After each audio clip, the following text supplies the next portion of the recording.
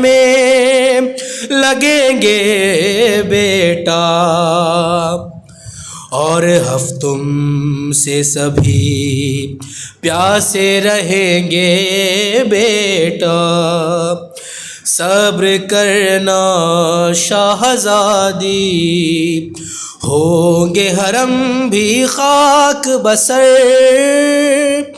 تم شبیہ فاطمہ ہو، میں کیسے تمہیں لے جاؤں کربلا عباس۔ صغرا سے کہو تم گھر میں رہو، صبح عاشور کے آثار جو ہوں گے مضطر، خون روئیں گے سبھی سن کے اذان اکبر۔ صبر کرنا شاہزادی، وہ ہے شبیہ ہے پیغمبر۔ تم شبیہ فاطمہ ہو، میں کیسے تمہیں لے جاؤں کربلا عباس۔ صغرا سے کہو تم گھر میں رہو، دیکھ سکتی ہی نہیں ایسا وہ منظر ہوگا، حلق پر میرے رواں شمر کا خنجر ہوگا۔ صبر کرنا شاہزادی، ہوں گی وہاں پر خود مادر۔ تم شبیہ فاطمہ ہو، میں کیسے تمہیں لے جاؤں کربلا عباس۔ صغرا سے کہو تم گھر میں رہو، بیٹا پھر شام غریباں میں چھنے گی چادر، خیمے جل جائیں گے پھر ہوگی قیامت کی سحر۔ صبر کرنا شاہزادی، شام کی جانب ہوگا سفر۔ تم شبیہ فاطمہ ہو، میں کیسے تمہیں لے جاؤں کربلا عباس۔ صغرا سے کہو تم گھر میں رہو، شام کی گلیوں سے بازاروں سے گزریں گے حرم، پہلے دربار میں پھر قید میں جائیں گے حرم۔ صبر کرنا شاہزادی، قیدی رہیں گی تشنہ جگر۔ تم شبیہ فاطمہ ہو، میں کیسے تمہیں لے جاؤں کربلا عباس۔ صغرا سے کہو تم گھر میں رہو،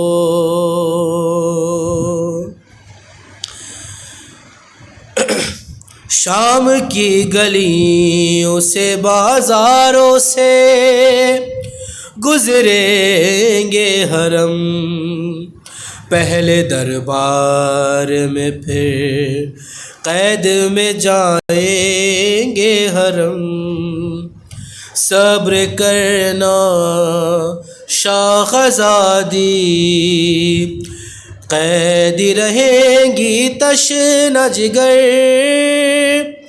تم شبیہ فاطمہ ہو میں کیسے تمہیں لے جاؤں کربلا عباس صغرا سے کہو تم گھر میں رہو ایک ایک لفظ ہے مظہر تیرا عرفان اذاں کہہ کے یہ رونے لگے سید ذیشان اذاں صبر کرنا شاخ زادی تم سے رہے آباد یہ گھر تم شبیہ فاطمہ ہو میں کیسے تمہیں لے جاؤں کربلا عباس صغرا سے کہو تم گھر میں رہو عباس صغرا سے کہو تم گھر میں رہو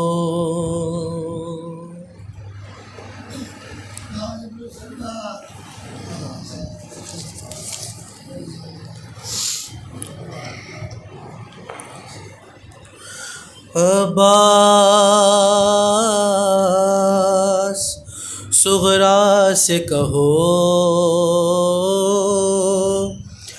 تم گھر میں رہو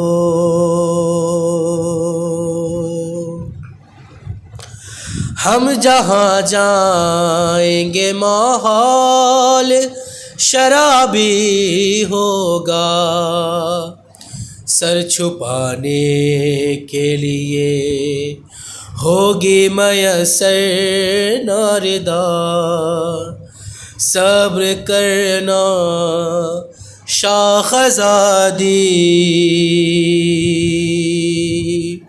صبر کرنا شاخ زادی ایک سبب ہے اور مگر تم شبیہ فاطمہ ہو میں کیسے تمہیں لے جاؤں کربلا عباس صغرا سے کہو تم گھر میں رہو عباس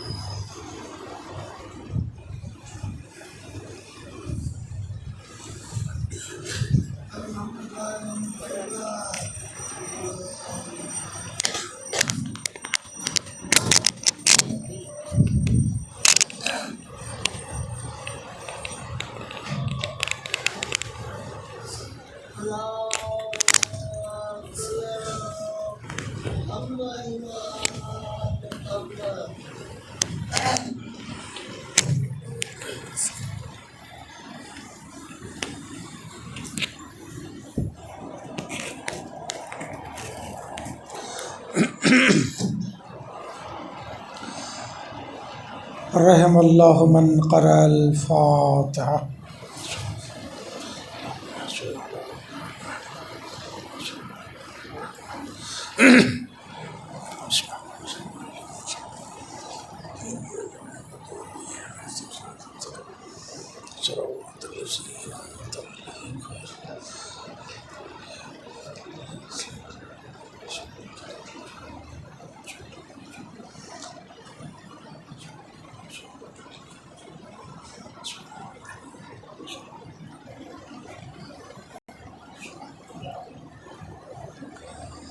لا حول ولا قوة الا باللہ العلی العظیم. اعوذ باللہ من الشیطان اللعین الرجیم. بسم اللہ الرحمن الرحیم الحمد للہ رب العالمین والصلاة والسلام علی سید الانبیاء والمرسلین المخاطب بطٰ و یاسین سیدنا و نبینا و شفیع ذنوبنا و حبیب قلوبنا و طبیب نفوسنا مولانا ابی القاسم محمد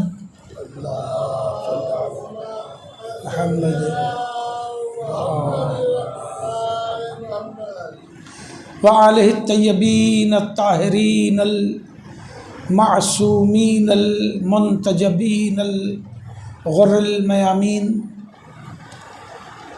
ولعنۃ اللہ علی اعدائہم وقتلتہم وغاصبی حقوقہم اجمعین من لیلتنا ھذہ الی قیام یوم الدین اما بعد فقد قال اللہ سبحانہ تبارک و تعالی فی کتاب المبین و اصدق القائلین بسم اللہ الرحمن الرحیم ان اللہ اصطفیٰ آدم و نوحا و آل ابراہیم و آل عمران علی العالمین صلوات پڑھیں محمد و آل محمد۔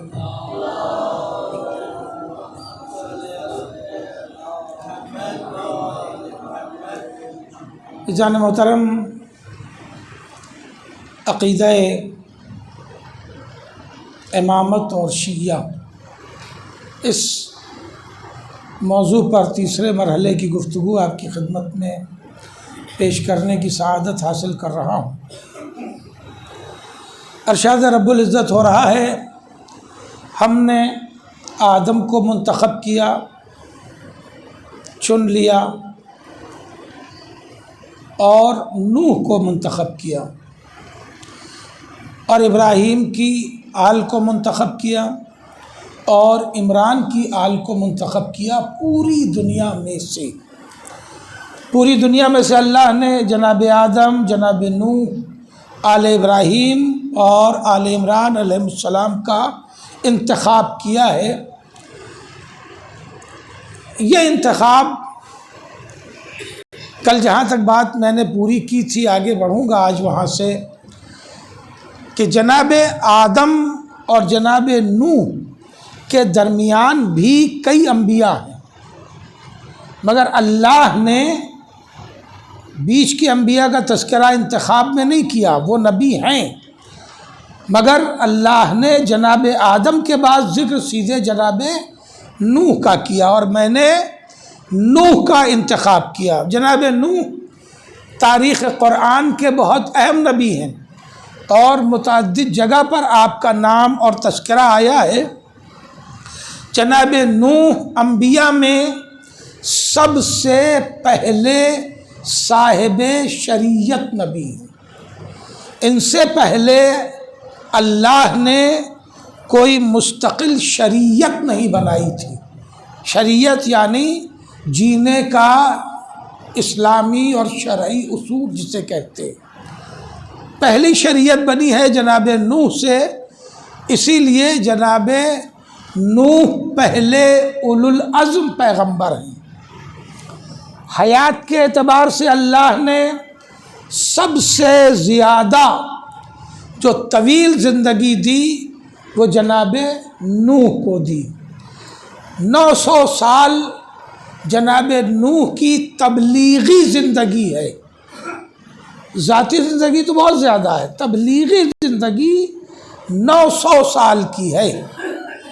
900 سال جناب نوح نے خدمت کی، 900 سال تک دنیا کو دین سمجھاتے رہے، 900 سال تک ہدایت کرتے رہے، مگر اس ساری ہدایت کا 900 سال کی ساری ہدایت کا نتیجہ کل 40 مومنین جو کشتی نوح میں سوار ہوئے، تو گھبرا کے جناب نوح نے ان کی بے دینی کو دیکھتے ہوئے بد دعا کر دی کہ پالنے والے اس قوم کو، اس امت کو تباہ کر دے، اس امت کو برباد کر دے۔ آپ غور کریں، کل میں نے جہاں تک بات پہنچائی تھی اس سے استفادہ کر رہا ہوں، تو شیخ اللہ اپنی جگہ پہ آپ آ جائیے۔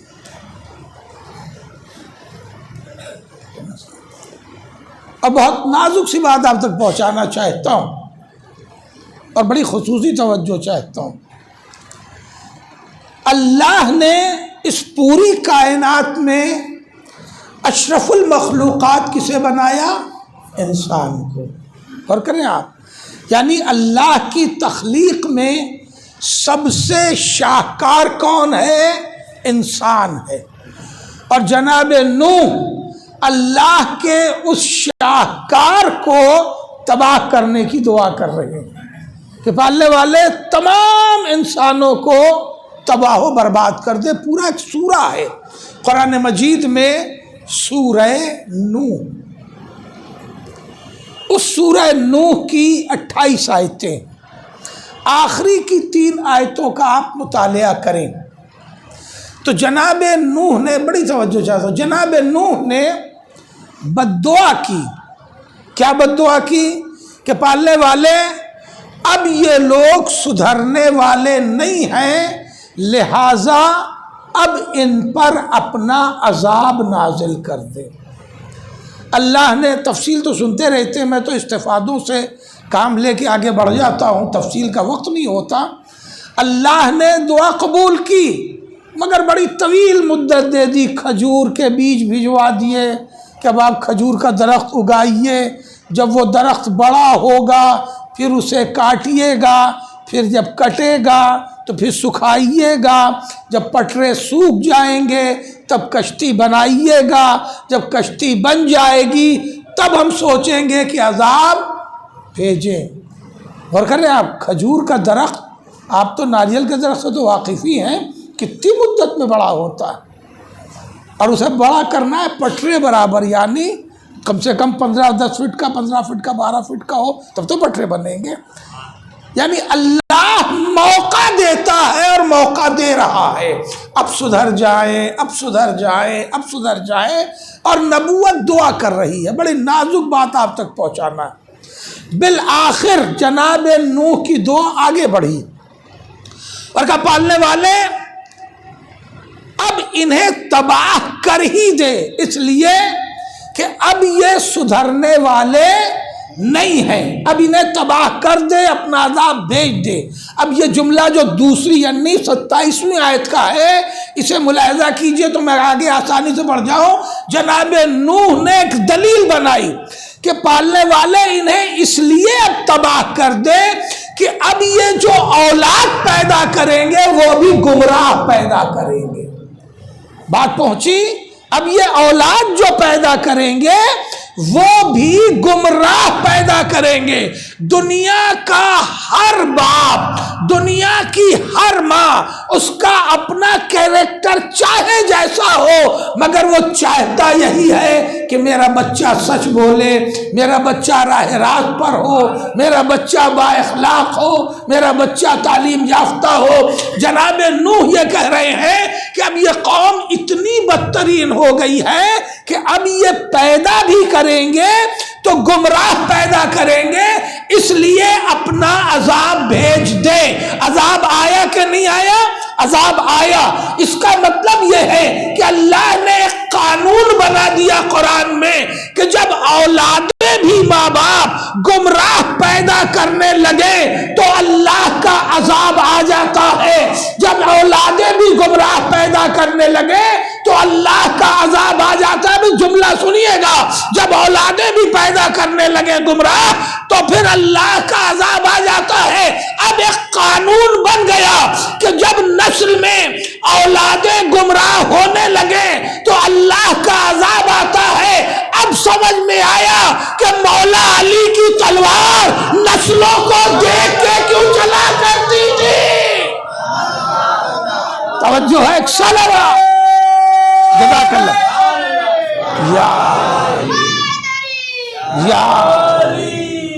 کیونکہ ذوالفقار الہی عذاب کا نام ہے، ذوالفقار الہی عذاب کا نام ہے، اور ذوالفقار جب بھی چلی ہے تو نسلوں کو دیکھ کے چلی ہے۔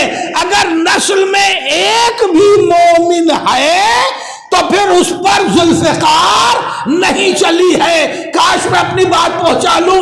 اب اکثر لوگ سوال کرتے ہیں کہ مدینے میں فلاں چھوڑ دیے گئے، فلاں چھوڑ دیے گئے، انہیں کچھ نہیں کہا۔ ذرا نسل دیکھ کے تو جو بتاؤ، اگر نسل میں کسی کی ایک بھی مومن ہے تو وہی تلوار سے چھوٹا ہے۔ ایک صلوات پڑھے محمد وآل محمد پر۔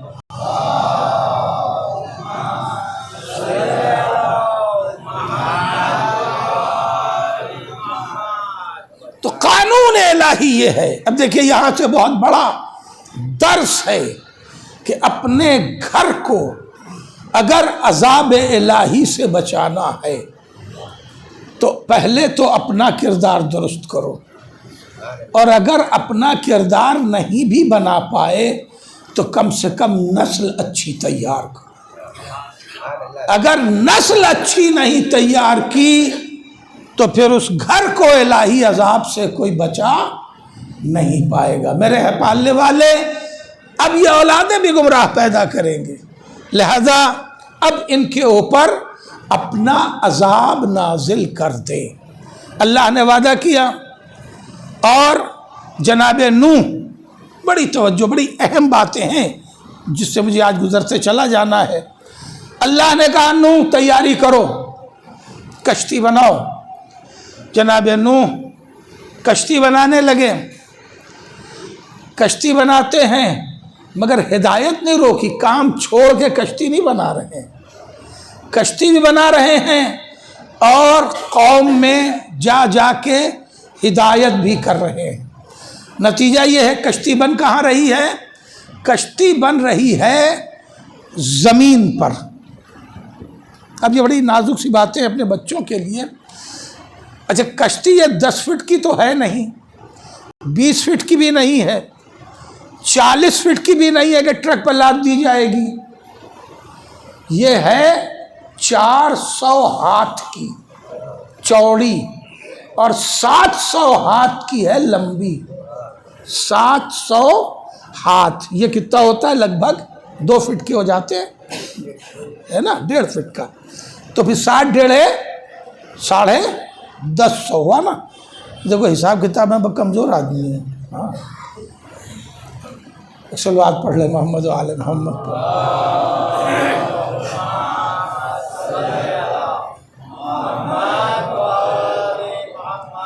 تو 1000 فٹ سے بھی کہیں زیادہ ہے نا، مگر مسئلہ یہ ہے کہ جو آپ نے 1.5 فٹ کا تخمینہ لگایا ہے وہ عروج جونپوری کو ممبر پہ دیکھ کے لگایا ہے۔ اس زمانے کے لوگ بہت لمبے ہوتے تھے، ہے نا، بہت لمبے ہوتے تھے، وہ خود ہی 40 فٹ کے ہوتے تھے۔ تو جتنا آدمی لمبا ہوگا ہاتھ بھی اتنا ہی لمبا ہوگا، اور یہ اس وقت کا تخمینہ بتایا گیا ہے۔ یعنی تب بھی 1000 فٹ سے اوپر مان لیجیے تخمینے کی بات کر رہا ہوں۔ اتنی بڑی کشتی بن کہاں رہی ہے؟ زمین پر، ہے نا، میدان میں زمین پہ بن رہی ہے، دور دور تک سمندر نہیں ہے۔ کشتی جائے گی کیسے؟ ٹرک تو لمبے اب بن رہے ہیں اور وہ بھی 30 فٹ سے زیادہ کے نہیں ہوتے، تو یہ کشتی جائے گی کیسے؟ اگر یہاں النگ تک بھی پہنچانا ہو، کشتی یہیں پہ ہے نا، مجھے مہوا تک پہنچانا ہو، سمندر یہیں ہے، تو کیسے جائے گی؟ کیونکہ یہ تو 400 ہاتھ کی ہے، جائے گی کاہے پر؟ نہیں جا سکتی نا۔ تو جناب نوح جہاں بنا رہے ہیں، جب نہ ٹرک تھا لمبا نہ کرین تھا، تو نتیجہ کیا ہوگا؟ جنہیں ایمان نہیں ہوتا وہی نبوت کو دیوانہ کہتے ہیں. میں نے بہت بڑا جملہ پڑھا ہے. جنہیں نبوت پر ایمان نہیں ہوتا وہی نبی کے دماغ پر شک و شبہ کرتے ہیں. اب چاہے عہد نوح ہو یا عہد مصطفیٰ ہو، جس کا ایمان رسالت پر نہیں ہوتا وہی دماغ پہ شک کرتا ہے. اب اگر کوئی بھی شک کرتا نظر آئے تو اسے مسلمان شمار مت کرنا. توجہ ہے؟ کوئی بھی ہو. اب لوگوں نے کہا یہ تو پاگل ہو گئے ہیں. دوسروں کو چھوڑیے، بیوی بھی ایک کہنے لگی یہ پاگل ہو گئے. اور کریں آپ جناب نوح کی ایک عدد بیوی بھی کنعان کی ماں، وہ بھی کہنے لگی کہ یہ پاگل ہو گئے ہیں. کیوں؟ کیونکہ کشتی کہاں بنا رہے ہیں؟ زمین پر. یہ آپ کے بیٹھے ہوئے ہیں، کہاں آپ کے شاعر صاحب کہاں چلے گئے؟ ہاں وہ بیٹھے ہوئے. ان کا گھر جہاں پر ہے نا وہیں پانی کے جہاز بنتے ہیں. گارڈن رچ ان کی گلی کے میں سمجھتا ہوں کہ آدھا کلومیٹر بعد اس کا گیٹ ہے جہاں جہاز بنتے ہیں. اور ان کے گھر کے 100 میٹر بعد ہی وہ ہگلی ندی ہے، بڑی سمندر جیسی. اور شپ جہاں بنتا ہے اس کا گیٹ اسی ہگلی ندی کے اندر کھلتا ہے. یعنی شیپنگ گیٹ جو ہے وہاں کشتی بنتی ہے اور وہ پانی پہ اتار دی جاتی ہے کرین سے، اور وہیں سے وہ پانی پکڑ لیتی ہے. تو کشتی کہاں بننا چاہیے؟ پانی کے قریب. جناب نوح کہاں بنا رہے ہیں؟ زمینوں پر، پانی سے بہت دور. غور کر رہے ہیں آپ؟ تو دنیا تو جو ایمان نہیں رکھتی وہ تو پاگل ہی سمجھے گی. بیوقوفی کا کام ہو رہا ہے، پاگل پن کا کام ہو رہا ہے. اسی لیے ایمان نبوت پر پہلے ضروری ہے. یہ یقین پہلے ضروری ہے کہ نبی کا کوئی کام مصلحت کے خلاف نہیں ہوتا، حکم خدا کے خلاف نہیں ہوتا. اب کیا کیا لوگوں نے؟ پاگل مشہور کر دیا. جب میں کیا عرض کروں، بہت جلدی بڑھنا چاہتا ہوں، ٹائم بہت جلدی بھاگ جاتا ہے آپ کی گھڑی کا. پاگل مشہور کر دیا. آپ دیکھیں جناب نوح کو بھی دیوانہ کہا اور جناب مصطفیٰ کو بھی دیوانہ کہا. توجہ ہے؟ دیوانہ کہا کیوں جاتا ہے؟ صرف اس لیے کہ ان کی اچھی بات بھی قبول نہ کی جائے. ان کی اچھی بات بھی قبول نہ کی جائے، اس لیے دیوانہ کہا جاتا ہے. اب ہر شخص دیوانہ کہنے لگا. دیوانے کے ساتھ سلوک کیا ہوتا ہے؟ پاگل کے ساتھ، دیوانے کے ساتھ کیا سلوک ہوتا ہے؟ لوگ پانی پھینکتے ہیں، پتھر مارتے ہیں، کپڑا نوچتے ہیں، بھگا دیتے ہیں. یہی تو ہوتا ہے. جناب نوح کو بھی لوگ پتھر مارنے لگے. روایت کہتی ہے اتنے پتھر مار دیتے تھے کہ جناب نوح پتھروں میں ڈھک جاتے تھے. پتھروں میں ڈھک جاتے تھے، خود سے نکلنے کی طاقت نہیں رہتی تھی. اتنا مجروح ہو جاتے تھے کہ خود سے نکلنے کی طاقت نہیں رہتی تھی. تو اللہ جبرائیل کو بھیجتا تھا. اب بات آ گئی فضیلت کی تو پہنچانا چاہوں گا. جناب جبریل آتے تھے، پتھروں کو ہٹاتے تھے، جناب نوح کو نکالتے تھے، پھر اپنے پروں کو مس کرتے تھے. تو جناب نوح کے جسم کے زخم جبرائیل کے پر سے مس ہوتے ہی ٹھیک ہو جاتے تھے. ادھر پر سے مس کیا، ادھر زخم ٹھیک ہوئے، پر سے مس کیا، زخم ٹھیک ہوئے.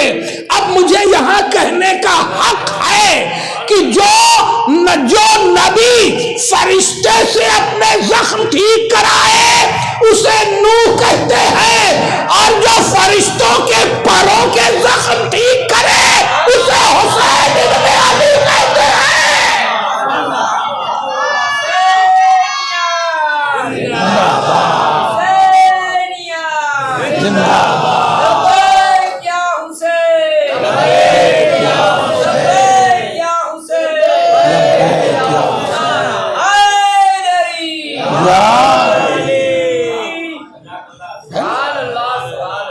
جناب نوح ٹھیک ہو گئے، دوسرے دن پھر اسی ڈیوٹی پہ لگ گئے، پھر تبلیغ اور پھر کشتی بن رہی ہے، پھر تبلیغ پھر کشتی بن رہی ہے۔ توجہ چاہتا ہوں، جب کشتی بن کے تیار ہو گئی، اب فکروں کو بیدار رکھیے تو کچھ باتیں حوالے کر دیتا ہوں۔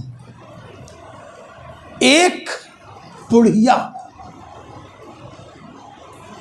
جناب نوح کے پاس آئی اور آنے کے بعد کہا آپ یہ کیا کر رہے ہیں؟ جناب نوح نے کہا کہ دیکھو دنیا بہت خراب ہو گئی ہے، لوگ بد کردار ہو گئے ہیں، اس لیے اللہ عذاب بھیجے گا۔ کہ پھر کا عذاب آئے گا طوفان کا، پانی کا، اس لیے اللہ نے کہا ہے کہ میں کشتی بناؤں تاکہ جو لوگ ایمان لے آئے ہیں، جو کردار کو بنائے ہوئے ہیں، اللہ پر یقین رکھتے ہیں، انہیں بچایا جا سکے، تو وہ اس کشتی پہ سوار ہو جائیں گے، بچ جائیں گے۔ اب ظاہر ہے کہ بڑھیا بزرگ عورت ہے تو تجربہ بھی رکھتی ہے، زمانے کو بھی دیکھ رہی ہے کہ یہ صحیح کہہ رہے ہیں، لوگوں پہ بھی نگاہ ہے کہ یہ صحیح کہہ رہے ہیں کہ یہ بد کردار ہو گئے ہیں، کشتی کو بھی دیکھ رہی ہے کہ اتنی ہے کہ لوگ اس میں زیادہ سے زیادہ سما سکتے ہیں۔ توجہ ہے؟ اس نے کہا اچھا جب طوفان آئے گا تو مجھے بلا لیجئے گا۔ بڑی نازک بات سے گزرنا چاہتا ہوں، ساتھ دیجئے گا میرا۔ جب طوفان آئے گا تو مجھے بلا لیجئے گا، میں بھی اس کشتی پہ سوار ہوں گی۔ باکردار عورت تھی، جناب نوح نے اس سے وعدہ کر لیا کہ ٹھیک ہے جب طوفان آئے گا تو میں تجھے بلا لوں گا۔ وہ گئی، اب یہ کئی ملاقاتیں ہیں، وہ گئی اور اپنے کٹیے میں ہے نا، جھوپڑی میں رہنے لگی۔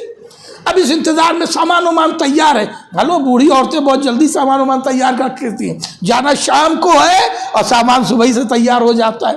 بھئی آپ کے بھی تو ہوتا ہوگا نا ایسا ہی، یعنی سب ہم اپنے ہی گھر کا پڑھیں، آپ لوگ اپنے گھر کا نہ بتائیں گے۔ ایک صلوات پڑھیں محمد و آل محمد پر۔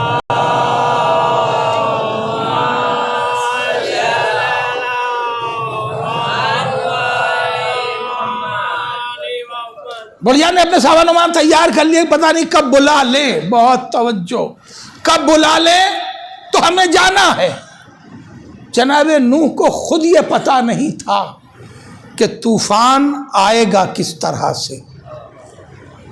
بھئی یہ تھا کہ طوفان آئے گا، کشتی پہ سوار ہونا ہے، مگر یہ کس طرح سے طوفان آئے گا، کیسا طوفان آئے گا، یہ جناب نوح کو بھی علم نہیں تھا۔ یہ طوفان کیسا تھا؟ وہ سونامی جیسا نہیں تھا کہ جو سمندر کے کنارے تھے وہی ڈوبے۔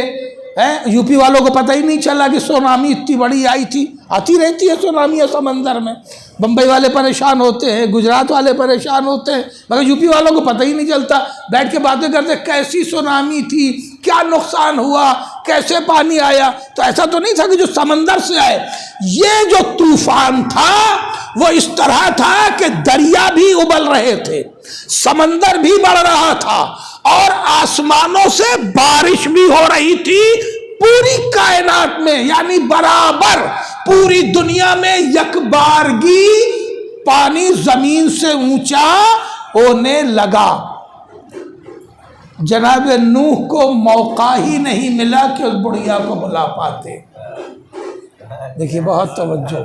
اب میں آپ کو 7ویں امام کی روایت سنا رہا ہوں جس کی تصدیق 7ویں امام نے کی ہے۔ بھائی موقع ملے تو بلائے نا، اب بڑھیا تو اپنے گاؤں میں رہتی ہے اور جناب نوح کی کشتی یہاں ہے، اب پانی اچانک آسمان سے برسنے لگا، موسلادھار پانی زمین سے ابلنے لگا، دریا بڑھنے لگے، سمندر بڑھنے لگے۔ جناب نوح اس بڑھیا کو بلا ہی نہیں پائے کہ آؤ طوفان آنے والا ہے، یہ شروع ہو گیا، آؤ کشتی میں سوار ہو جاؤ۔ اس تک خبر ہی نہیں پہنچا سکے۔ نتیجہ یہ ہے کہ پانی بڑھنے لگا، اتنا بڑھا کہ پہاڑ کی چوٹیوں پہ پہنچنے لگا۔ جناب نوح کے بیٹے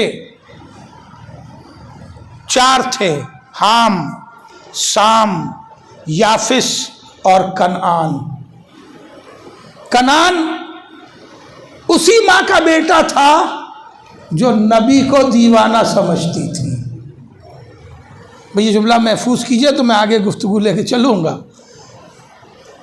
اس نے کہا مجھے یہ پہاڑ بچا لیں گے، بچا پایا؟ نہیں بچا پایا۔ اتنا اونچا پہاڑ سے اونچا پانی گیا، بڑھیا وہ بچی کہ نہیں؟ ہاں وہ بڑھیا بچی کہ نہیں؟ کیونکہ وہ تو کٹیے میں، میدان میں، اپنے گھر میں بیٹھی تھی۔ ساتویں امام نے ارشاد فرمایا کہ جس طرح کہ دریائے نیل میں پانی نے دیوار بنایا تھا، اسی طرح اس طوفان نے بھی اس بڑھیا کے ارد گرد دیوار بنا لی، اور وہ بڑھیا محفوظ رہی۔ طوفان آیا بھی، چلا بھی گیا، بڑھیا محفوظ بھی رہی۔ اس بڑھیا سے جناب نوح کی پھر ملاقات بھی ہوئی۔ بھائی وہ بڑھیا بچی کیسے؟ بچی اس لیے کہ جو وعدہ نبوت کرتی ہے اللہ اسے پورا کرتا ہے۔ ہائے ہائے، کہاں ہے؟ میں بڑے اہم پیغام دے رہا ہوں، جو وعدہ نبوت کرتی ہے اللہ اس وعدے کو پورا کرتا ہے۔ اللہ کی ذمہ داری ہے کہ اس وعدے کو پورا کرے جو وعدہ نبوت کرے۔ بھائی عزاداروں کے لیے یہی تو خوشخبری ہے۔ جناب معصوم عالم نے پوچھا تھا کہ میرے بابا، میرے بچے پہ رونے والا کون ہے؟ اللہ نے کہا کہ میں قوم پیدا کروں گا جس کے بوڑھے بوڑھے پہ روئیں گے، جوان جوان پہ روئیں گے، بچے بچوں کا ماتم کریں گے، اور ان کی جنت کا ضامن میں ہوں۔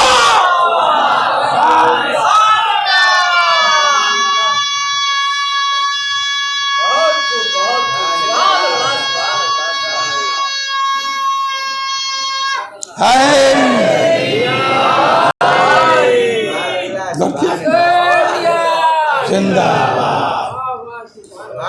نبوت جو وعدہ کرتی ہے اللہ کی ذمہ داری بنتی ہے کہ اس وعدے کو پورا کرے، چاہے کوئی طوفان ہی میں کیوں نہ گھر جائے، مگر اس وعدے کو پورا کرے۔ تو جتنے بھی عزادار ہیں ان سے وعدہ اللہ کے نبی کا بھی ہے، ان سے وعدہ شہزادی کونین کا بھی ہے، ان سے وعدہ امام حسن کا بھی ہے، ان سے وعدہ امام حسین کا بھی ہے، ان سے وعدہ مولائے کائنات کا بھی۔ ہر ایک نے، پنجتن کی ہر فرد، بہت طویل روایت ہے، اسے پڑھوں گا نہیں پورا ورنہ پھر اسی میں رہ جائے گی آج کی بات۔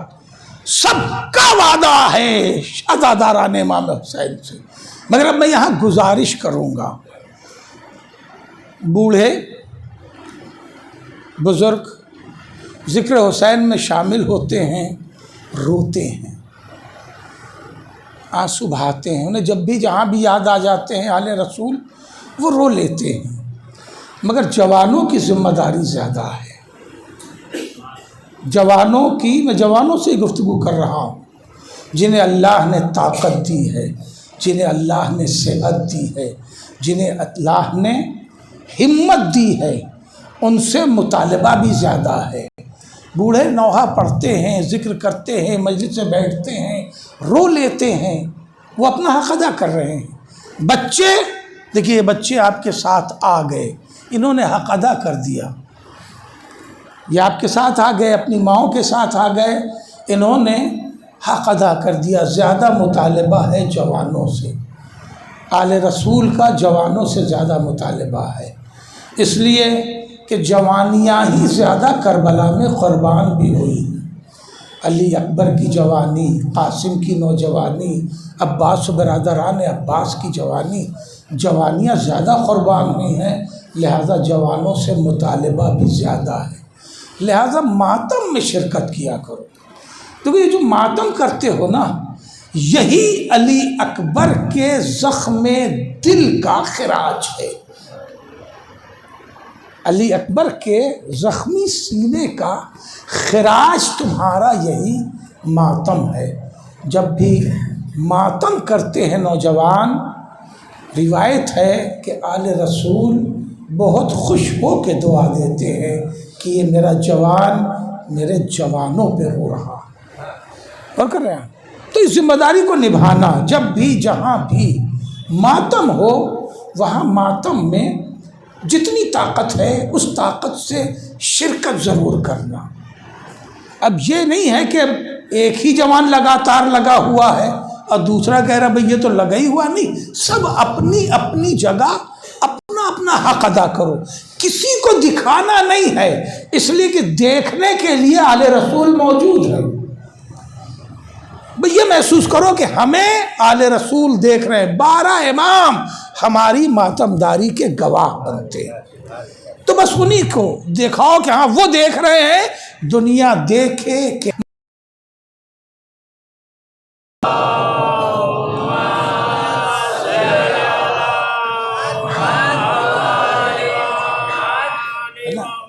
تو میں کہاں سے بات چھوڑ کر کے یہاں تک چلا آیا کہ جناب نوح طوفان میں اپنے بچوں کو سب کو سوار کر رہے ہیں، اس بڑھیا تک خبر نہیں پہنچی تو اسے اللہ نے بچا لیا۔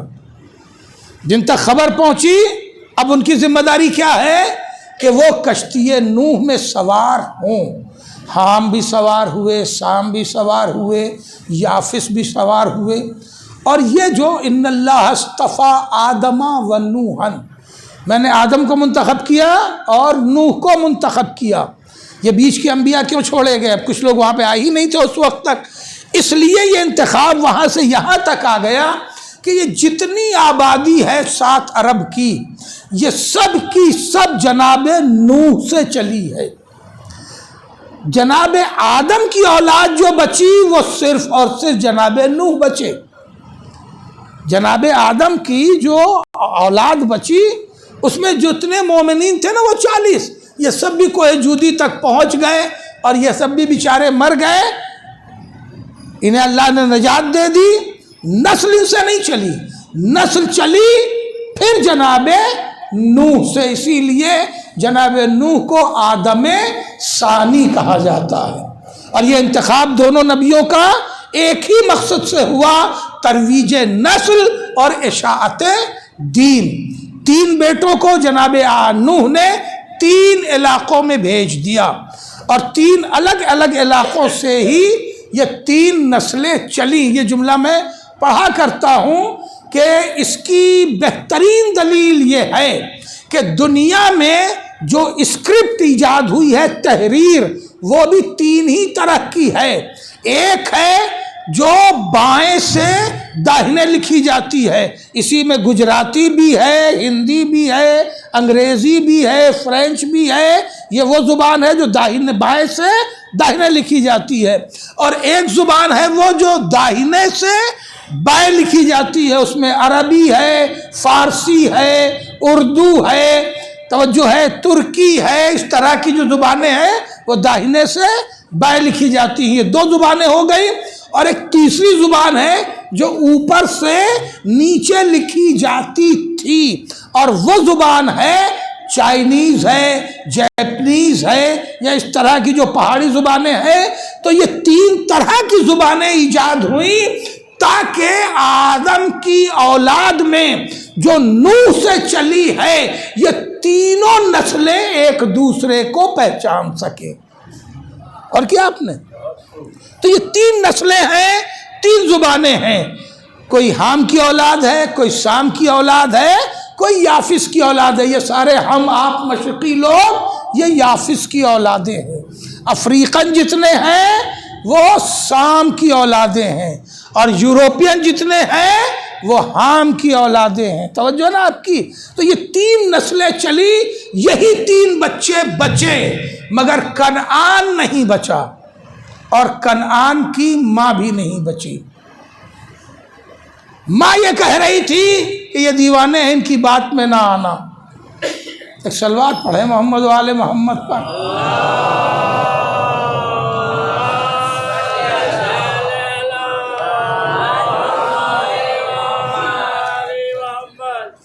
دیکھیے میں بڑی عجیب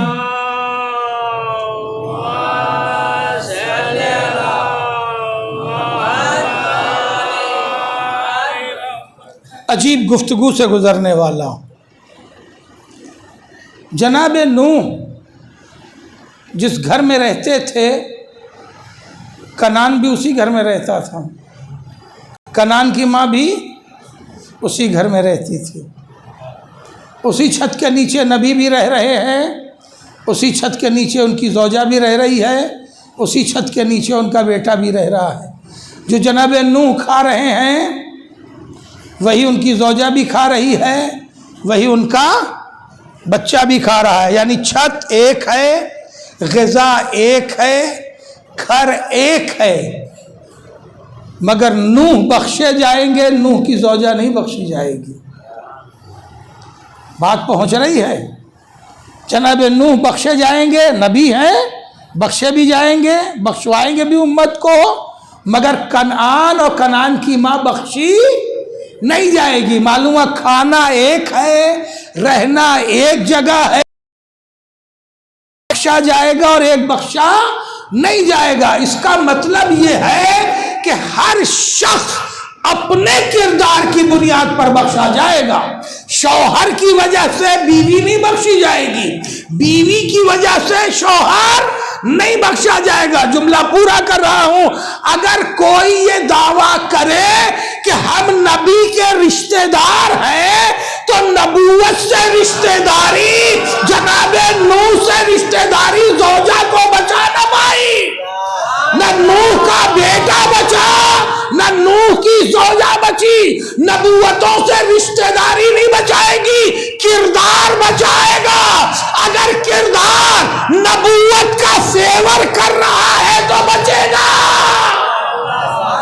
متوجہ ہے؟ میں تو بڑے محتاط انداز سے گفتگو کا عادی ہوں اور آپ کی ذہانت پر اپنے جملے چھوڑ دیتا ہوں۔ تو نبوت سے رشتہ داریاں، بڑے لوگوں سے رشتہ داریاں نجات نہیں دلائیں گی، نجات دلائے گا کردار، نجات دلائے گا کردار۔ رشتہ داریاں جملہ پورا کر ایک ہے، ایک ہے، نوح بخشے جائے کی بیوی نہیں بخشے گی۔ اب دوسرا جملہ سنو، گھر ایک ہے، غذا ایک ہے، رہن سہن ایک ہے۔ آسیہ بخشی جائے گی، فرعون بخشا نہیں جائے گا۔ میں بات پہنچ رہی ہے؟ بڑا جملہ بڑا، میں نے صلوات پڑھے محمد والے محمد پر۔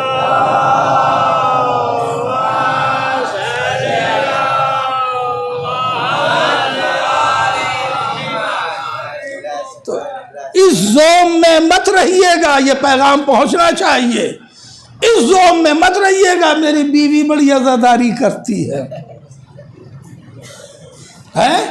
میں مجلس میں نہیں آ پاتا مگر میری بیوی ہر مجلس کرتی ہے، میری بیوی پانچوں وقت نماز پڑھتی ہے، میری بیوی تلاوت بہت کرتی ہے، کیونکہ یہ سارے جملے ہم لوگوں کے سنے ہوئے ہیں، میں صرف بال ریٹرن کر رہا ہوں، ہے نا۔ میری بیوی بڑی دعائیں پڑھتی ہے، اچھی بات ہے، بیوی بڑی دعائیں پڑھتی ہے، بیوی تلاوت بھی کرتی ہے، بیوی نماز بھی پڑھتی ہے، بیوی نظر و نیاز بھی کرتی ہے، بیوی عزاداری بھی زیادہ کرتی ہے، تو بخشی بھی بیوی جائے گی۔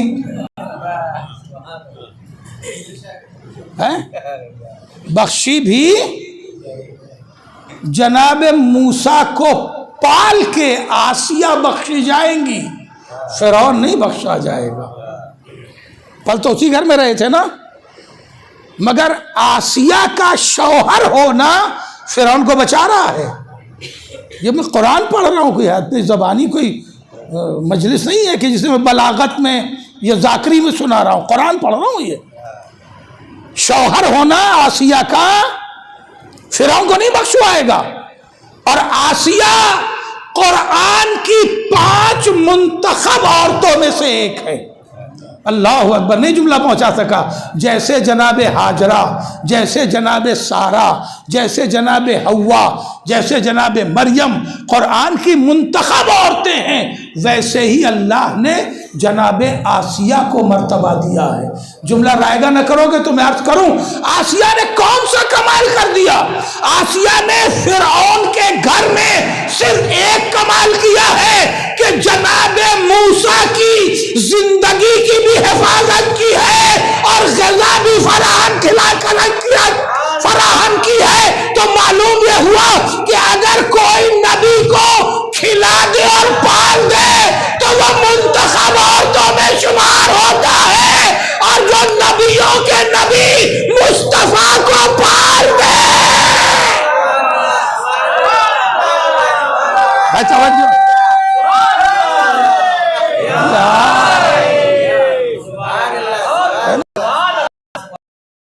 مگر ایک راز کی بات بتا دیں مائک پر چپکے سے، مائک پر، مگر ایک راز کی بات میں شکریہ ادا کرنے میں تو دل ہی دل ادا کر لیا کرو، کیونکہ اللہ سن رہا ہے۔ معلوم ہے کس بات کا شکریہ؟ کہ اس کی عبادتیں ہی تمہارے رزق میں اضافہ ہے نا۔ کما تم رہے ہو مگر اس میں برکت جو آ رہی ہے وہ اس کی عبادتوں سے آ رہی ہے، اس کی نیتوں سے آ رہی ہے۔ برکت آنا اور ہے اور نجات پانا اور ہے۔ نوح کی بیوی بھی ہو کر کے وہ بخشی نہیں جائے گی، اور بیٹا پہاڑوں پہ چڑھتا چلا گیا مگر نجات پایا نہیں۔ جناب نوح نے، قرآن ہے، جناب نوح نے گھبرا کے دعا کی، ابنی و اہلی، پالنے والے تیرا وعدہ ہے میری اولاد کو بچانے کا۔ دو لفظیں ہیں، ابنی و اہلی، پالنے والے یہ میرا بیٹا ہے اور میرے اہل سے ہے۔ توجہ ہے، میرا بیٹا ہے اور میرے اہل سے ہے۔ قرآن نے یہ نہیں کہا کہ تمہارا بیٹا نہیں ہے۔ بھائی اس لفظ کو پہچانیے، میں کیا پڑھ رہا ہوں، بڑی وضاحت کی مجبوری ہے کہ نہیں کر پاؤں گا، نبوت کی بات ہے۔ قرآن نے یہ نہیں کہا کہ تمہارا بیٹا نہیں ہے، یعنی حلال زادہ تھا، بیٹا تھا، نبی کا بیٹا تھا۔ قرآن نے بیٹے ہونے سے انکار نہیں کیا، قرآن نے کہا لیسا من اہلک، یہ تمہارے اہل سے نہیں ہے۔ اہل سے ہونا یعنی یہ تمہارے کردار والا نہیں ہے، تو جو تمہارے کردار والا نہیں ہے۔ تو اگر اولاد اہل سے نہ ہو تو اللہ اسے نبوت کا رشتہ دار نہیں مانتا۔ اب صحابیت کو سوچنا چاہیے کہ نااہل کون ہے اور اہل بیت کون ہے۔ صلوات پڑھے محمد و آل محمد۔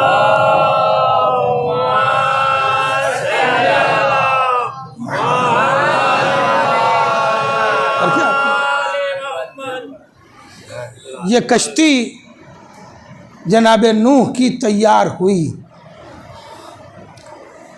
کئی ہزار فٹ لمبی اور کئی 100 فٹ چوڑی، اور اس میں کئی مالے تھے، طبقے، جیسے مکان کے ہوتے ہیں، جہازوں میں ہوتے ہیں، آپ جانتے ہو، کوئی نئی بات نہیں، بہت سارے لوگوں نے النگ میں جا کے دیکھا ہی بھی ہوگا، ہم سے زیادہ تجربہ رکھتے ہیں۔ ہر مالے پہ اللہ نے انتظام کیا تھا زندگی کو بچانے کا۔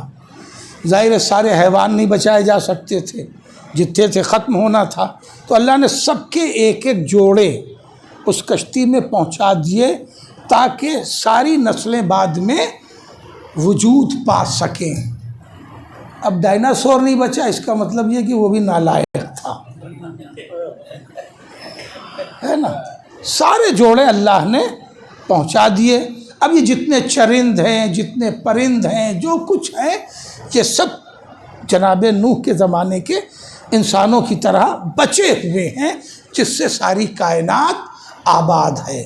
بھائی توجہ چاہتا ہوں، بچا کون؟ جو کشتی میں سوار ہوا۔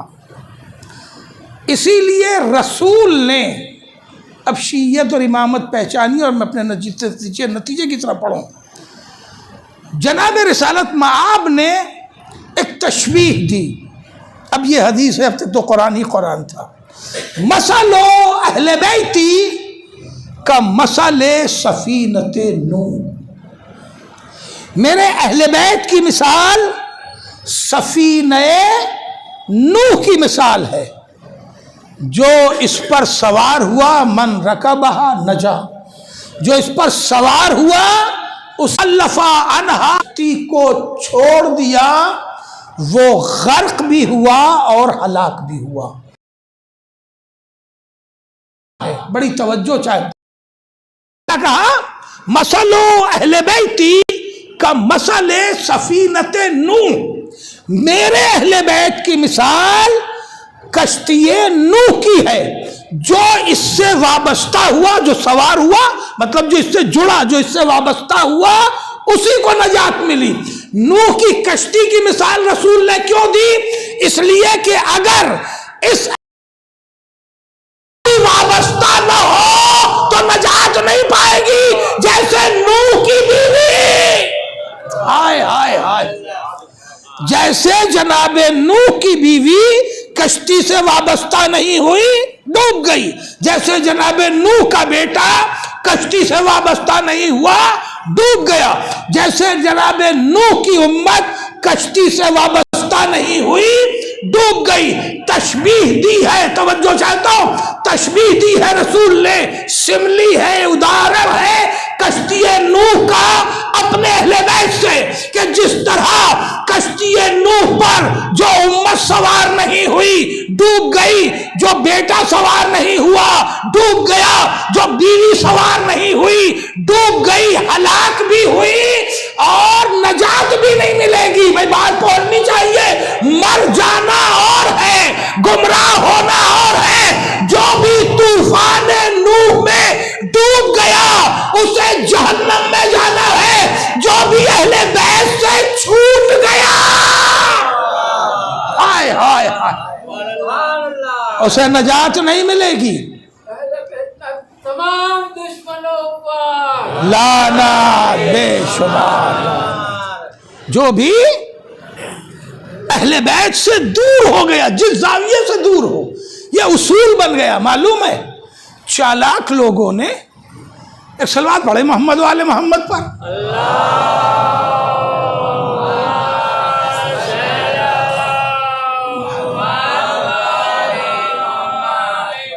رسول فرما رہے تھے تو سن تو سبھی رہے تھے نا، سن تو سبھی رہے تھے۔ جو آدمی موافق نہیں ہوتا وہ اپنی کامیابی کا راستہ ڈھونڈتا ہے نا، اسی کو کہتے ہیں گڑت، جگاڑ، ٹھیک ہے، اسی کو کہتے ہیں جگاڑ نکالنا۔ بھائی مثالیں تو بہت سی ہو سکتی ہیں۔ اب جیسے اگر ایک قانون یہ بنا دیا جائے کہ بھائی تبرک اسی کو ملے گا جو مجلس میں رہے گا، کوئی صاحب مجلس سے 10 منٹ بعد نکل گئے تو اب وہ گواہ بناتے ہیں، ان سے پوچھئے ہم بھی آئے تھے، وہ کام آ گیا تھا، ہے نا، تو کیا ہے وہ گڑت نکالنا، جگاڑ ڈھونڈنا۔ رسول نے ایک بنیادی قانون دے دیا، بھائی اس کو محسوس کرے، بڑا قیمتی جملہ پڑھ رہا ہوں، کہ جو بھی میرے اہل بیت سے وابستہ ہوگا بس نجات اسی کی ہے۔ میں نے پہلے دن عرض کیا تھا، یعنی آپ کتنا قریب میرے پاس آئے، کہ فرقے تو 73 ملیں گے مگر نجات ایک ہی کو ہے، نجات اسی کو ہے جو اہل بیت سے وابستہ ہے نا۔ کسی کو نماز نہیں بچا رہی ہے، کسی کو روزہ نہیں بچا رہا ہے، توجہ ہے، روزہ اور نماز قبول ہی اس کا ہوگا جو اہل بیت سے وابستہ ہوگا۔ جو اہل بیت سے وابستہ نہیں ہے اس کی نماز قبول نہیں ہے نا، اس کا روزہ قبول نہیں ہے، پڑھ تو رہا ہے مگر قبول نہیں ہے۔ توجہ ہے، قبول کیوں نہیں ہے؟ اگر ٹیکس جمع نہیں ہے تو بزنس تو کر رہا ہے، گورنمنٹ کو قبول نہیں ہے، اب اس سے آسان کیا مثال دے سکتا ہوں؟ بزنس تو کر ہی رہا ہے، اس کا بزنس کہاں نہیں چل رہا؟ بزنس تو چل رہا ہے، لیکن اگر ٹیکس نہیں ہے تو گورنمنٹ کو قبول نہیں ہے۔ نماز تو پڑھ رہا ہے، روزہ تو رکھ رہا ہے، مگر اہل بیت کی محبت کا ٹیکس نہیں دے رہا ہے تو اللہ کو قبول نہیں ہے۔ بس مسئلہ یہ ہے، یہ نہیں کہ نہیں پڑھ رہا ہے، اللہ کو قبول نہیں ہے۔ وابستہ جو ہوگا اہل بیت سے وہی نجات پائے گا۔ معلوم ہے جگاڑ ڈھونڈنے والوں نے کیا کہا؟ انہوں نے ایک حدیث گڑھ لی، الاصحاب کالنجوم، حدیث تھی رسول کی اہل بیت کے لیے۔ تب اس میں حدیث یہ گڑھ لی گئی کہ اصحاب ہیں، آپ دیکھیں دماغ کہاں سے لگایا ہے، لطف آئے گا اگر آپ ذرا سا توجہ کر لیں گے۔ الاصحاب کالنجوم، رسول کے صحابی ستاروں کی طرح ہیں، ٹھیک ہے؟ رسول کے صحابی ستاروں کی طرح ہیں۔ اچھا ٹھیک ہے، ہوں گے ستاروں کی طرح، ہم نے کوئی اعتراض نہیں کیا، مگر انہوں نے کہا آپ اصل میں سمجھے نہیں، اصحاب ہیں ستاروں کی طرح۔ بات پہنچی، جوڑ جگاڑ یہ نکالا کہ اصحاب ہیں، گھبرا تو نہیں گئے، اصحاب ہیں ستاروں کی طرح۔ تو یہ جگاڑ یہ نکالا کہ اصحاب کو کہا ہے ستاروں کی طرح، کہ رسول کی حدیث ہے جھوٹی جعلی حدیث، اصحاب ہے ستاروں کی طرح۔ میں قرآن سے بھی بتاؤں گا اگر آپ میرا ساتھ دیں گے تو، اصحاب ہے ستاروں کی طرح۔ تو اب یہ حدیث سفینۃ نوح کی حدیث کے پیرلل میں کھڑی کر دیا، اور اب یہ جگاڑ لگایا کہ اصل میں جتنے بھی سفینے ہیں اس زمانے میں وہ ستاروں کی گردش سے چلا کرتے تھے۔ سحر کا ستارہ الگ ہوتا ہے، نیم شب کا الگ ہوتا ہے، ابتدائی شب کا الگ ہوتا ہے، تو سفینے ستاروں سے چلتے ہیں۔ تو جب سفینے ستاروں سے چلتے ہیں تو اہل بیت اصحاب کے محتاج ہیں، اصحاب اہل بیت کے محتاج نہیں ہے۔ مگر یہ بھول گئے کہ رسول نے مثال عام سفینے کی نہیں دی ہے، سفینہ نوح کی دی ہے، اور جب نوح کا سفینہ چل رہا تھا اس وقت آسمان سے بارش ہو رہی تھی، ستاروں کا پتہ نہ تھا۔ ہائے ہائے ہائے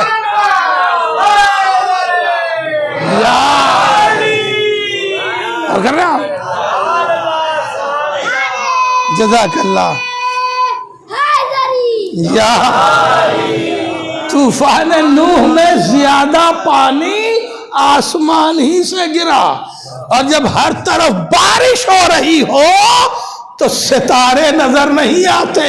اسی لیے رسول نے عام سفینے کی مثال نہیں دی، سفینہ نوح کی مثال دی ہے کہ یہ ستاروں کا محتاج نہیں ہے۔ مگر اب ایک آیت سے بھی دلیل لے لو، یاد رکھنا اگر یہ کہا گیا ہے کہ اصحاب کا نجوم، صحابی ہمارے ستاروں کی طرح ہیں، تو چلو ہم مانے لیتے ہیں ستاروں کی طرح ہے، مگر اللہ نے ستاروں کی قسم کھائی کب ہے؟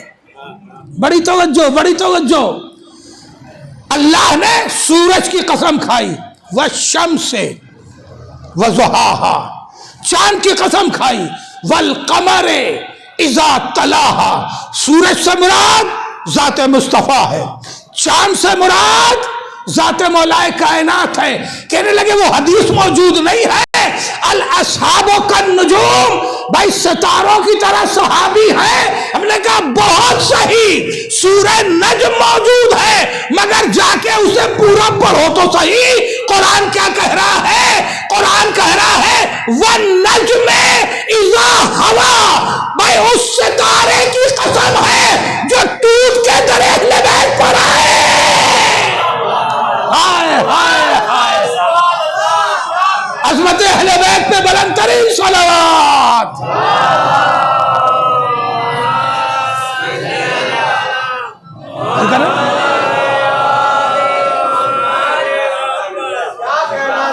ہر ستارے کی قسم نہیں ہے، والنجم اذا ہوا، اللہ اس ستارے کی قسم کھا رہا ہے جو ٹوٹے آسمان سے اور در اہل بیت پر آئے، اس ستارے کی قسم ہے. یعنی ستارہ لائق قسم تب ہے جب در اہل بیت پر آئے. ہم نے بھی یہی قانون رکھا ہے، جتنے ستارے اہل بیت کے در پہ نظر آتے ہیں ہم انہی کو سلام کرتے ہیں، چاہے سلمان ہو، ابو ذر ہو، مقداد ہو، عمار ہو، میثم ہو، قمبر ہو، اور جو در اہل بیت پہ نظر نہیں آتا ہم انہیں مڑ کے دیکھتے بھی نہیں.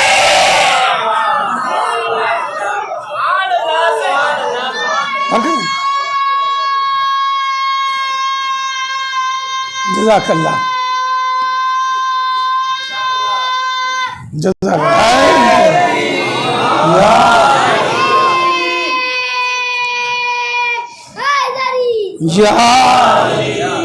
آؤ، میں جب یہاں تک لے آیا ہوں تو ایک حدیث اور سنا کے اپنی بات تمام کروں. وہ بڑی نازک سی بات ہے. رسول نے فرمایا مثل اہل بیتی کالسفینۃ نوح، میرے اہل بیت کی مثال سفینہ نوح کی مثال ہے. ایک حدیث اور ہے، ارشاد ہوتا ہے ان الحسین مصباح الہدی و سفینۃ النجات. یہی دو سفینے ملیں گے تمہیں، تشبیہ میں یہی دو سفینے حدیثوں میں ملیں گے. اہل بیت کی مثال سفینہ نوح کی ہے. النگ گئے ہو، سب لوگ گئے ہو، نہیں بہت سے لوگ نہیں گئے ہوں گے، میں بھی گیا ہوں. اور گیا ہوں تو میں نے اس حدیث کو سمجھا ہی النگ سے ہے. اس لیے میں کہیں اور دوسری جگہ پڑھتا ہوں تو پہلے 10 منٹ الگ سمجھانا پڑتا ہے. تو کم سے کم وہ 10 منٹ تو بچ ہی رہے ہیں نا، الگ سمجھانا نہیں پڑے گا. وہاں دیکھا ہوگا شیپ پر بڑے بڑے جہازوں کو. رسول کی ایک حدیث ہے کہ میرے اہل بیت کی مثال سفینے کی ہے. ہو گئی. اب اہل بیت میں ملائکہ کائنات ہیں، معصوم عالم ہیں، امام حسن ہیں، امام حسین ہیں، پھر بقیہ امام ہیں، یہ سب مل کے اہل بیت ہے نا. جو اس سفینے پہ سوار ہوگا اسے نجات ملے گی. مگر ان سب کے علاوہ ایک امام حسین کو رسول نے الگ کر دیا، یہ کہہ کے کہ ان الحسین مصباح الہدی و سفینۃ النجات. یعنی اکیلا حسین بھی سفینہ ہے اور اہل بیت میں بھی سفینہ ہے. تو حسین کی حیثیت دوہرے سفینے کی ہو گئی نا. اہل بیت میں شامل ہے تو بھی سفینہ ہے نجات کا، اور یہاں بھی سفینۃ النجات. اور اکیلے بھی ہیں تو حسین سفینہ نجات ہیں. اب مجھے اس حدیث پر پڑھنا نہیں ہے، مگر چونکہ بات سلسلے کی ہے تو ایک جملہ دے کر کے اپنی گفتگو کے اختتام پر آنا چاہوں گا. سفینہ نجات حسین ہے. میں بھی یا رسول اللہ بھئی اہل بیت میں تو خود حسین شامل ہے، یہ الگ سے سفینہ نجات کیوں کہا؟ یہ فلسفہ میرا واقعی الگ پر حل ہوا، میں کوئی مزاح میں نہیں بات کہہ رہا ہوں. جب میں وہاں گیا اور شیپ پر چڑھا اور دیکھا، مطالعہ کیا، غور کیا، پوچھا، تحریریں دیکھی، اسکرپٹ دیکھی، تب سمجھ میں آیا کہ حسین سفینہ نجات کیسے ہے. جب میں جہاز پر چڑھا، دور سے بھی دکھتی تھی مگر وہ چیز چھوٹی دکھتی تھی، قریب گیا تو نظر آیا کہ جہاز پر بھی دونوں طرف اس سے چھوٹی کشتیاں ٹنگی ہوئی ہوتی ہیں. وہ کیا ہے؟ وہ بھی سفینہ ہے، اور وہ سفینہ سفینے میں ہے. بھئی کہاں رہ گئے آپ؟ وہ بھی سفینہ ہے اور وہ سفینہ کہاں ہے؟ سفینے میں ہے. تو جب کہا جائے اہل بیت سفینہ ہے تو حسین اسی سفینے میں سفینہ ہے. کہاں رہ گئے آپ؟ اسی سفینے میں سفینہ ہے. میں نے پوچھا ایکسپرٹ سے کہ بھائی جملہ قیمتی جملہ دے رہا ہوں، یہ سفینے میں سفینہ کا ہے. ہر آدمی تو اسی پہ چڑھ کر کے سوار کا سفر کر رہا ہے، یہاں سے وہاں دنیا میں چلا جا رہا ہے، ہزاروں ہزار کلومیٹر جا رہا ہے. تو یہ بڑا جہاز، بڑا سفینہ تو خود ہی لے جا رہا ہے. اس میں یہ سفینہ ہینگ کیوں کیا گیا ہے، لٹکایا کیوں گیا ہے؟ اس نے کہا کہ جب یہ سفینہ خطرے میں پڑتا ہے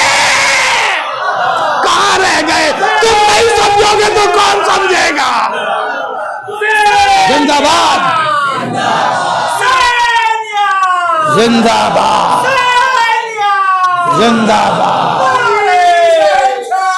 حسین بادشاہ، حسین بادشاہ، حیدری۔ جب خود یہ سفینہ خطرے میں پڑتا ہے تو یہی ہینگ کیے ہوئے یہ سفینے والوں کو بچاتے ہیں۔ کیپٹن اسی سے بچتا ہے، کرو اسی سے بچتا ہے، لوگ اسی سے بچتے ہیں۔ اب سمجھ میں آیا، رسول نے کہا تھا کہ یہ حسین سفینہ نجات ہے، یعنی جب امت خطرے میں ہو تو سفینہ اہل بیت ہے، مگر جب دین اور اہل بیت خطرے میں آ جائے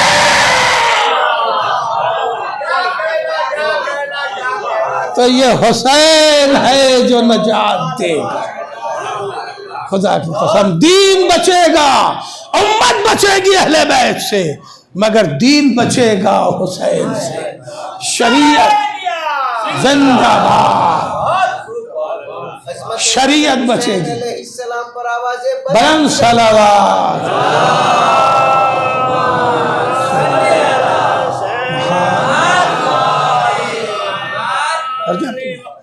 دین بچے گا تو حسین سے، شریعت بچے گی تو حسین سے، قرآن بچے گا تو حسین سے، عظمت اہل بیت کا تحفظ ہوگا تو حسین سے، اذان بچے گی تو حسین سے، کلمہ لا الہ بچے گا تو حسین سے، تشہد بچے گا تو حسین سے، سلام بچے گا تو حسین سے، پورا دین اگر بچے گا تو حسین سے بچے گا، اس لیے کہ حسین سفینہ نجات ہے۔ اور وہ حسین کا سفینہ آج 2 محرم کو کربلا پہنچ گیا۔ بس متوجہ ہو گئے آپ حسین کس طرح پہنچے ہیں؟ ابھی کل کی بات ہے کہ حر کا لشکر ملا تھا جس نے حسین کو کوفہ جانے سے روک دیا۔ آپ کوفہ کی سمت نہیں جائیں گے، لشکر 1000 کا۔ دیکھو میں روایتی مصائب نہیں پڑھتا، میری لفظیں ہوتی ہیں جو روح مصائب یا الفاظ مصائب ہوتے ہیں، میں چاہتا ہوں کہ اس تک تمہارے ذہنوں کو پہنچا دوں تو پھر مصائب کا حق ادا ہو جائے گا۔ حسین 1000 کا لشکر ہے حر کا، جس میں 1000 گھوڑے بھی شامل ہیں۔ جب انسان اتنے پیاسے ہیں کہ ان کی زبانیں باہر نکلی ہوئی ہیں تو گھوڑے کتنے پیاسے ہوں گے؟ اب سوچو حسین کے پاس پانی کتنا تھا کہ جو 1000 گھوڑوں کو بھی پلا دیا گیا، 1000 انسانوں کو بھی پلایا گیا۔ سفر میں حسین کے پاس کتنا پانی تھا۔ اگر یہی پانی محفوظ رہ جاتا تو کیا کربلا میں حسین کے بچے التش التش کہتے؟ آپ غور کرو، 100 آدمی تھے حسین کے ساتھ مثلاً، اور 1000 آدمی کو پانی پلایا انہوں نے، تو اگر یوں بھی ڈیوائیڈ کر دو تو 10 دن تو پانی چلتا نا۔ جو انسانوں کی بات ہے، نہ یہ کہ گھوڑے 1000۔ حسین کے پاس کتنے گھوڑے تھے؟ چند گھوڑے تھے، سب کے تو نام تک لکھے ہوئے، چند اونٹ تھے، کل ملا کر کے بھی 50 سے زیادہ نہیں تھے۔ تو جانور اتنے ہی ہیں پانی پلانے کے لیے، آدمی 100 کے قریب ہے، مرد عورت ملا کر کے 100 سم تھنگ ہے نا۔ تو اگر اس پانی کو ڈیوائیڈ کرو گے تو کیا 10 دن نہیں چل جاتا؟ چل جاتا نا، عاشورہ نہیں آتا نا۔ مگر حسین نے اخلاق رسول کا ثبوت دیتے ہوئے کل کا انتظار نہیں کیا، آج پانی پلایا۔ اب سنو روایت، راوی جو ہے وہ حر کے ہی لشکر کا ایک سپاہی ہے، کہنے لگا کہ جب حسین نے آواز دی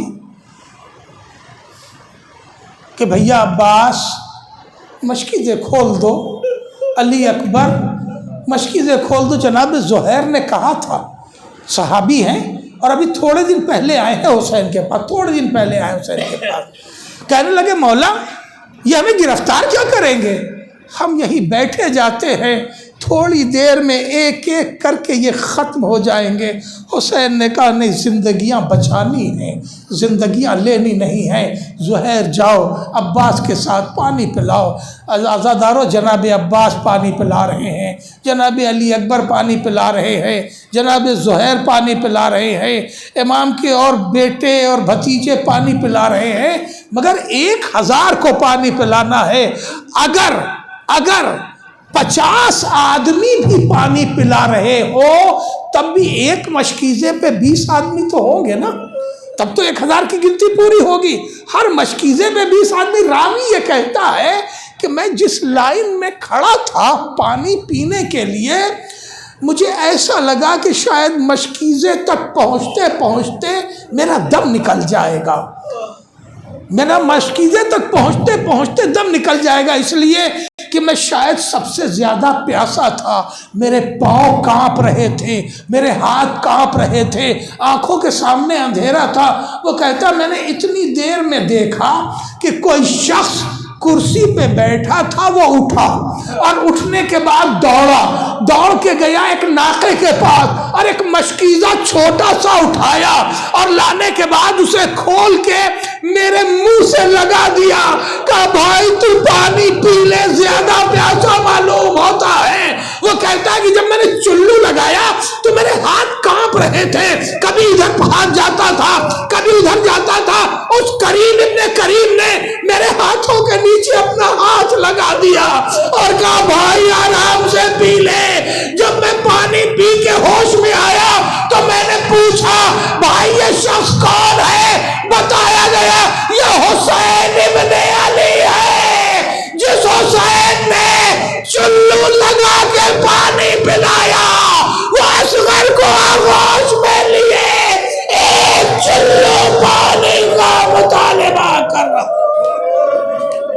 اجرکم اللہ۔ ہاں دارو، اسی لیے میرے مولا نے یاد کیا ہے، سبیلیں لگائی ہے نا، مولا نے اسی لیے یاد کیا شیعتی مائی شریف تو ماز بن فسکرونی، میرے چاہنے والوں جب کبھی ٹھنڈا پانی پینا تو میری پیاس کو ضرور یاد کرنا کہ جس نے ہر کے لشکر کو بچایا وہ ایک چلو پانی مانگتا رہا۔ بس گفتگو تمام ہو گئی۔ حسین اس لشکر کو لیے ہوئے کربلا پہنچ گئے، ہر کا پورا لشکر ہے، حسین گھیرے میں ہے۔ پہلے نہر کے بالکل قریب خیمہ لگانا چاہا، ہر نے کہا نہیں، ابن زیاد کا حکم ہے کہ نہر سے کچھ دور رہے گا خیمہ۔ خیمہ پہلے بھی نہر سے کچھ دور پہ لگا تھا، مگر ظالموں نے وہاں بھی خیمے کو رہنے نہیں دیا۔ عزادارو، حسین نے آنے کے بعد میدان کربلا میں سب سے پہلا کام کیا، آخری جملے سن لو، سب سے پہلا کام کیا، بلایا قریب میں موجود قبیلے والوں کو، اور قبیلے والوں کو بلانے کے بعد کہا یہ بتاؤ یہ زمینیں کس کی ہیں؟ ان کا آقا یہ زمینیں قبیلے اسد کے لوگوں کی ہیں، کہ اس زمین کو میرے ہاتھ بیچ دو۔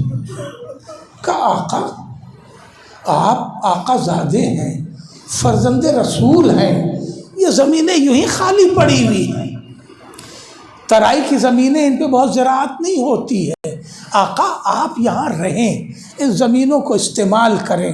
خدا کی قسم، ہزاروں سلام حسین ابن علی پر، خدا کی قسم جملہ سن لو، اور جب آقا یاد آئیں گے نا تو تم حسین کو عجیب عظمتوں سے یاد کرو گے۔ امام نے کہا نہیں، میں یہاں زمین بغیر خریدے نہیں رہوں گا، زمین میرے ہاتھ بیچ دو تب میں اس زمین کو قبول کروں گا۔ معلوم ہے دنیا میں کہیں دیکھا ہے میدان جنگ خریدا گیا ہو؟ اٹھاؤ تاریخیں دیکھو، دنیا میں کہیں 25,000 سال کی تاریخ کو چیلنج کر رہا ہے عروج جونپوری۔ دنیا میں کہیں بیٹل فیلڈ نہیں خریدی گئی، میدان جنگ پہ قبضہ کیا جاتا ہے، خریدا نہیں جاتا۔ ہزاروں سلام میرے مولا حسین پر، کہا نہیں یہ زمین میں خریدنا معلوم ہے۔ حسین نے زمین کیوں خریدی؟ حسین جانتے تھے کہ جب یہاں کل میرا خون بہے گا تو یہ خاک کربلا خاک شفا ہو جائے گی، میرے چاہنے والے خاک شفا اپنے گھروں کو لے جائیں گے، تو میرا کوئی چاہنے والا کسی قبیلے کا مخلوط نہ ہو، میرا چاہنے والا میرا مرہون منت رہے۔ آزاد رہو بس۔ جب زمین حسین خریدنے لگے وقت تمام ہو گیا۔ حسین جب زمین خریدنے لگے یہ خبر شہزادی زینب کو ملی۔ اگر آنسو روک سکتے ہو تو 2 جملے رہ گئے ہیں۔ عزادارو جب یہ خبر جناب زینب کو ملی تو جناب زینب نے کہلایا بھیا آپ زمین خرید رہے ہیں کربلا کی، یہاں رہیں گے بسیں گے، تو آپ میرے بھیا یہ زمین میرے کڑیل جوان شبیہ پیغمبر علی اکبر کے نام لے لیجئے، میرا جوان اس زمین کا زمیندار کہلائے گا۔ ہم یہاں علی اکبر کو لے کے آباد ہو جائیں گے۔ بی بی ابھی مدت کہاں گزری کہ علی اکبر کو کلیجے کے بچے۔ اللہ لعنت اللہ علی القوم الظالمین وسيعلم الذين ظلموا أي منقلب ينقلبون وإنا لله وإنا إليه راجعون۔ پالنے والے تجھے محمد وآل محمد علیہ السلام کا واسطہ اس مجلس عزا کو قبول فرما۔ پالنے والے ہمارے تمام عزادار دنیا میں جہاں جہاں بھی ہیں ان کی خصوصی حفاظت فرما۔ کچھ جگہوں پر عزاداروں پہ حملے ہوئے ہیں، پالنے والے ہندوستان سے باہر، پالنے والے ان تمام عزاداروں کی خصوصی حفاظت فرما۔ پالنے والے ہم سب کے مراسم عزا کو قبولیت کا شرف عطا فرما، دشمنان عزا کو نیست و نابود فرما، تمام مومنین و مومنات کی حاجات دنیاوی اور اخروی کو پورا فرما۔ پالنے والے امام زمانہ کے ظہور میں تعجیل فرما، ہم سب کو امام کے معین و مددگار میں شمار فرما۔